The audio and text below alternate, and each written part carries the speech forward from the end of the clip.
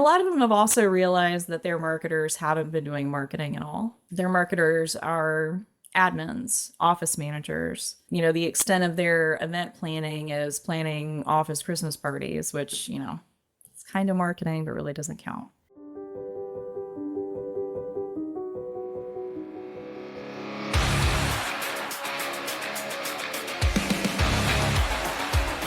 Sharp strategies, sweet success.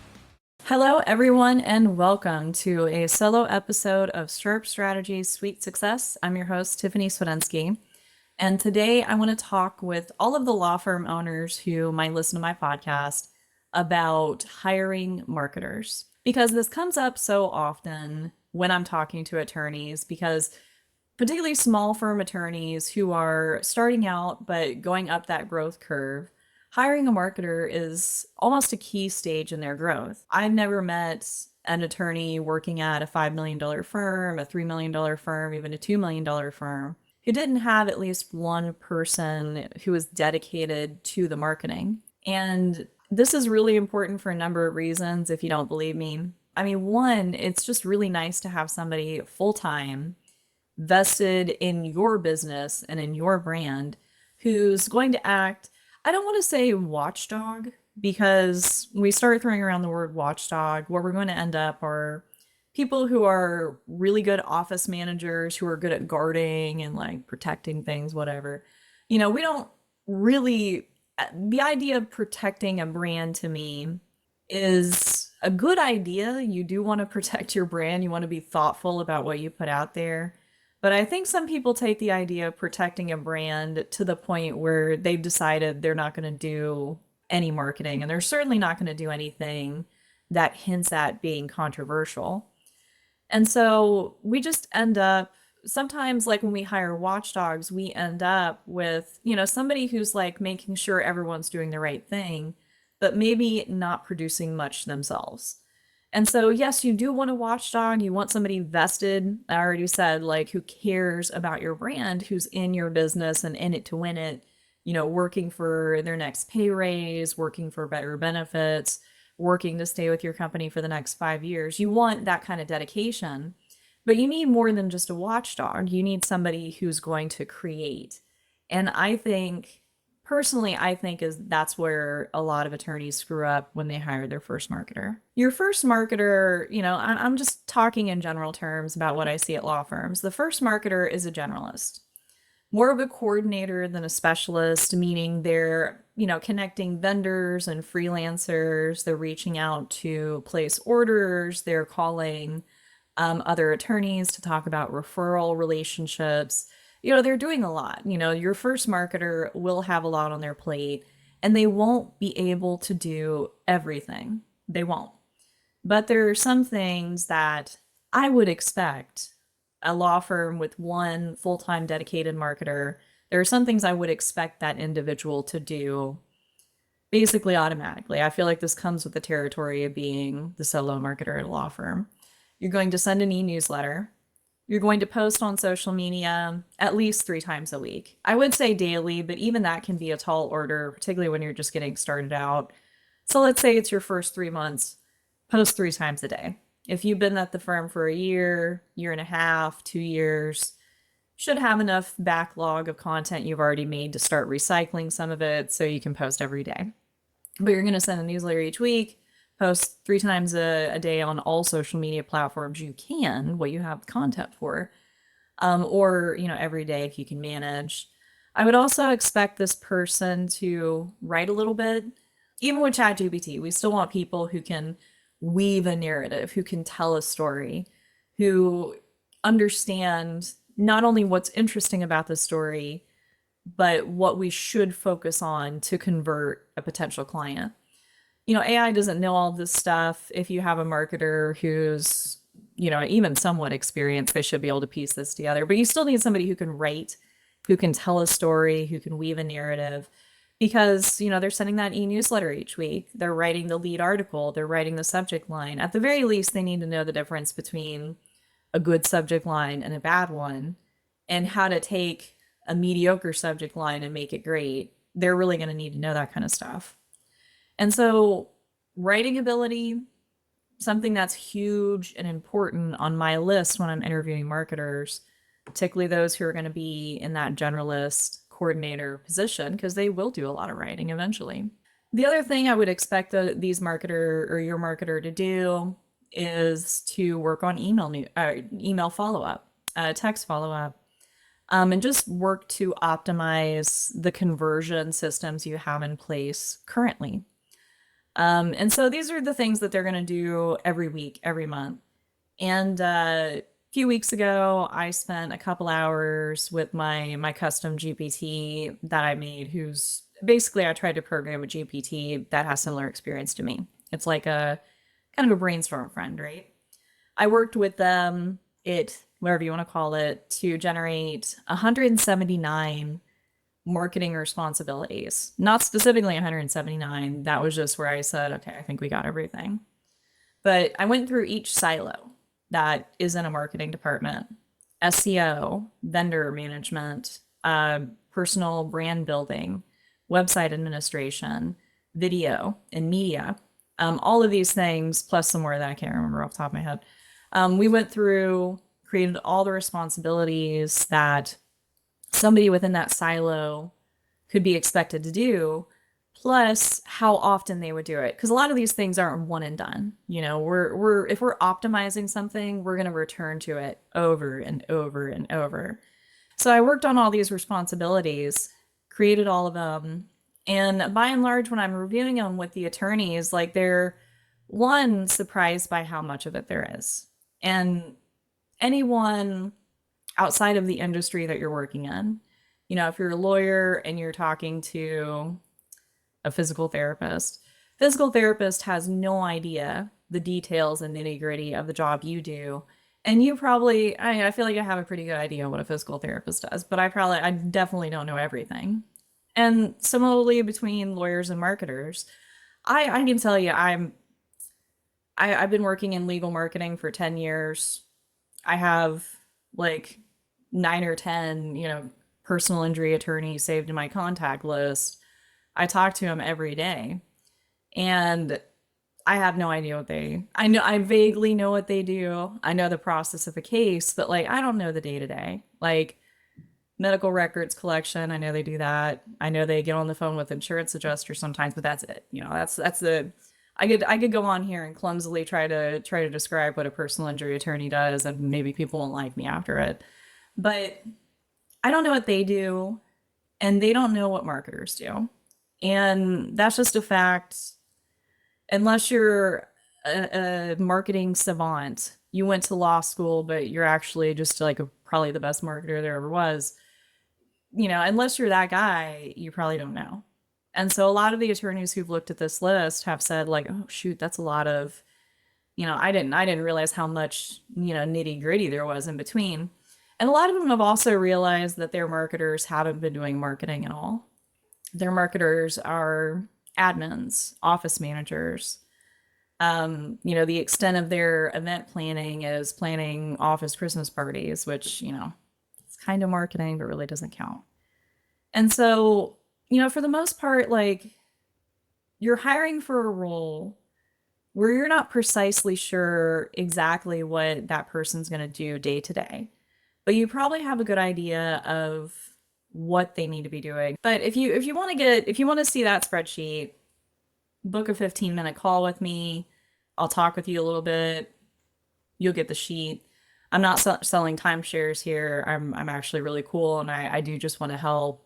And I'm a marketer. I want to see other people get in the space and be good marketers, do good things. Selfishly, because I have a marketing director training program and I want them to be a part of it, but also because I know that if you're a business owner or you're a law firm owner and you want to grow your marketing, if you come to me and say like, I don't have a marketer, I've been doing this for years, I've been practicing for years, I just realized marketing was important, I want to do it now, what are my first steps? You know, I'm not going to sell you on a course. I'm not going to try to teach an attorney Facebook ads. I'm not going to try to teach an attorney how to write a better email newsletter. You guys have other stuff you're going to do. And you're probably not going to be that deep into marketing forever as your business grows. Um, Probably would rather be on the beach. I know I would rather be on the beach, right? I'm not interested in teaching, attorneys DIY marketing unless it's just a good match, right? I would much rather teach a marketer who's going to be doing this every day for the next 5 to 10 years, who's committed to this, who's chose this, this is the route they want to go. I want to teach them because they're going to be able to take whatever information I give them and do it every day, implement it every day, make it a part of their normal processes and grow from it. For selfish reasons, I want you to hire a marketing director. But if an attorney comes to me honestly and says, I want to grow, the only honest, true, like this, I'm not gonna try to sell you on my service answer is you need to hire a marketer. That needs to be your first step because I know all the things you're going to need to do. I know all the things you probably want to do. And I know all the things that you probably haven't heard of yet that would like to try. And you're not going to be able to do it as the CMO and the marketing coordinator and the lead attorney. So hire a marketer. And look for, yeah, I mentioned look for somebody who can write, look for somebody who wants to do marketing, look for somebody who isn't hoping to just be a manager. That's really important. Some people get into marketing and hope it's I get to look at ads all day and tell you if I think they're cute or not. But that's not what a marketer does. Your marketer needs to create. And I referenced this earlier in the podcast when I started recording. But the creation part is what gets overlooked the most. I get into these law firms, they have somebody doing marketing, but their actual role is very limited to maybe like one or two marketing tasks, and the rest of it is like coordinating with teams, buying dinners, ordering swag, answering the phone sometimes. And there's nothing wrong with having that person because everyone starts somewhere, right? You might hire somebody who's half marketing first before you say, okay, I need a full-time marketer. Jenny ain't got the time. Jenny's working on other stuff. You're eventually going to get to the point where you say that. And you need somebody who can, actually put their skin in the game. That's the thing that I want to see with marketers. I'm not even if I'm not really happy with a marketer, I'll be more blunt. Like I really get really irritated with marketers who it's all feedback. It's like I want to know, I want to do my research, I want to look at this. I wanted to, is that color right? Do we need to make it? I get really irritated if I'm talking with somebody about marketing and they're giving me feedback, but they themselves have never developed marketing. And I feel very strongly that if you yourself have ever put together a landing page, you're going to give better feedback about what a good landing page looks like to a web developer than somebody who's never done it in their lives. If you're a graphic designer and you've done a little bit of that, you've taken a class, you've put out some creatives, you're going to give better feedback to other graphic designers than somebody who's, never opened Canva before, right? And I mean, I feel like that's pretty common sense because you're going to give somebody who's, I feel safer, everyone feels safer giving feedback than being the one creating the thing. So, a lot of people, I feel safer giving feedback. I'd rather you hire somebody to make this thing. I just want to be the one in charge. And that's not the right, as a law firm owner trying to build your marketing department, trying to get more clients in, you need somebody who can put their skin in the game, who can say, here's a creative that I made, or hey, we've been waiting on the graphic designer to get back to us for 3 months. I went in Canva and I made this. Let's publish this so this can be done. You want somebody who can do that, not somebody who's just like, well, I emailed them again and they didn't respond. That's the lamest thing in the world, right? So if you're hiring, look for people who can produce creative works. They don't all need to be video editors. They don't all need to be design experts. They don't all need to be really, really good writers. They just need to be somebody who has produced something, who's received feedback on it, who's given feedback on similar types of things with just that little bit of experience that will help them make stuff for you and help them push other people to make stuff for you because they've lived and been in that process.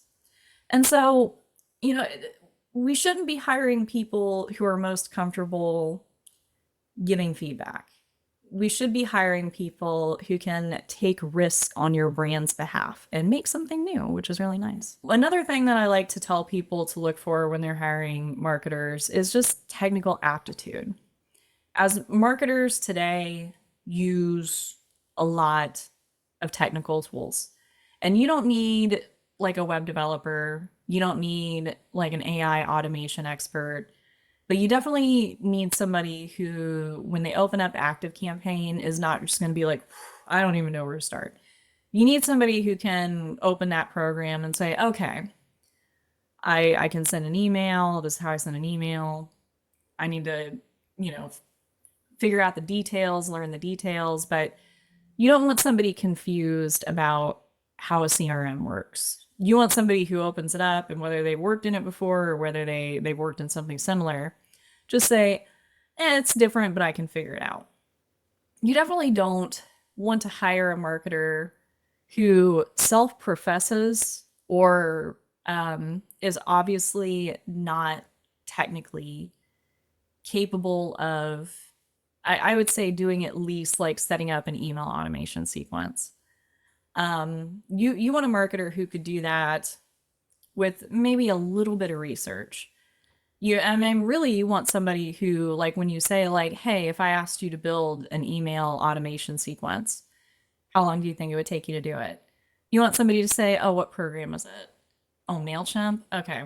Um, it's been a while since I've worked in MailChimp, but I definitely know the basics. Like, you want somebody who can say that. You don't want somebody who replies, I've never done that. I've never done email automation. It sounds complicated, but I can Google it. You don't want, you want more confidence. You want somebody who can like specifically say, I can do that. I've done it before. I mean, and email not automation is pretty narrow, but generally we're just looking for somebody who's not going to be confused to the point where they have to submit a support ticket to find where how to put a button on an email template. You really don't. You really don't want that person. Basic, just a lot of the basics, like definitely, and even deeper than that, like you do want somebody who can approach a CRM and at least say, I've never worked in this, but I've worked in similar things. I got it. And not everything they're gonna, lead docket is pretty unique to law firm marketing. If they're not from, this universe, they might be like, oh, I don't know lead docket at all, but I think I can get it. I don't know. You can feel people out as far as their technical ability. Just don't go the route of like, oh, I'm gonna have to train this person a lot on basic tech, because that's not what you want. You really don't want that. So one of the other things that I look for in marketers, and one, I say this and it feels like kind of the obvious thing to say, because I hear a lot of other business owners repeat this or bring this up when it comes in hiring conversations, but finding somebody who has the entrepreneurial spirit, which I'm probably like living proof is a double-edged sword. They're maybe not going to be with your company for very long. And that's the risk we run when we hire people with that entrepreneurial spirit. Because, I talk to a lot of people, and at this point in my career, I've developed enough of a reputation that people know me for being a marketer. People see me as an expert. And so I get a lot of people coming up to me and either interested in doing marketing, and it's like, well, how did you do it? How did you get here? Or, with questions about marketing. And by and large, like people who are outside of marketing looking in to see like what we're doing. I mean, I'm somebody, when I was in high school, I've always been an avid reader. I read a lot of books in high school. Specifically in high school, for some reason, I read a lot of Stephen King. I read like 30 or so of his books, maybe 25. I don't know. Maybe I'm exaggerating. I don't know. So let's just say I read 10. Let's just say I read 10 of his books in high school, although I'm dead certain I read more than that. Um, and by the time I graduated, I knew I wanted to be an author. I wanted to write weird things like Stephen King, right? And but I was practical enough at a young age to know like, writing fiction's not going to make me money. So I went to college for marketing, which, that was a good choice for me, but I was going into it with the wrong mindset because writing fiction is nothing like writing marketing copy. With, marketing copy, we're writing in the second person. We're talking directly to our customers. We're saying you. We do that a lot in marketing copy. In fiction, it's kind of rare, right? Very different. And I'm glad I went into marketing. It definitely suits me, I feel. But it's not a substitute. Marketing is not a substitute for fiction writing for me. And I feel like that's the misconception that everyone has before they go into marketing. It's like, well, I want to do this art, but it's hard to find a job as an artist. A lot if you are committed to it, you become an entrepreneur because you create and you have to sell your stuff. So a lot of artists that are doing well are really good entrepreneurs. So like either you go and commit to being an artist or you commit to a regular job, which I guess marketing falls in the regular job category.